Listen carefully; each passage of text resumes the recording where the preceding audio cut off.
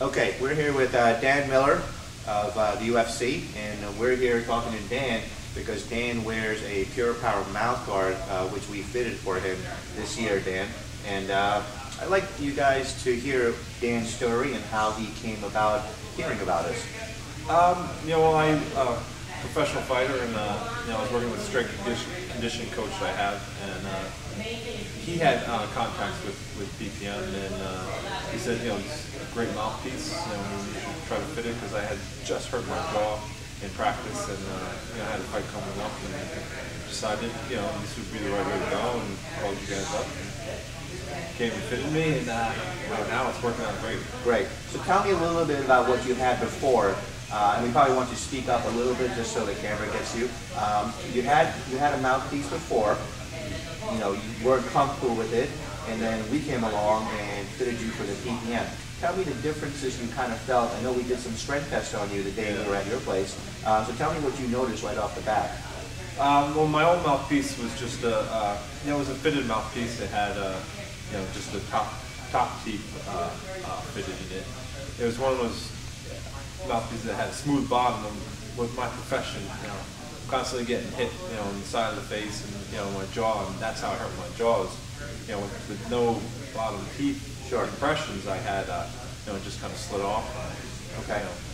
Hurt it. Well, that's one big difference right away I noticed was we fitted both sides. Right. So my bottom jaw, when I cleanse down, it locks it in. So my bottom jaw doesn't go anywhere when I'm throwing punches and everything, and then on top of that is more flexible. Just I feel better with it in. Okay, great. So we kind of talked about the science, like we're marrying the top of the body to the bottom of the body. Yes. And when we go to recruit any kind of muscle activity, that's what we're doing.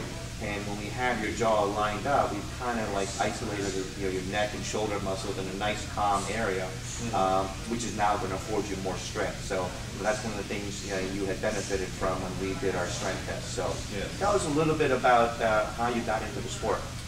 I was a wrestler, wrestled my whole life. I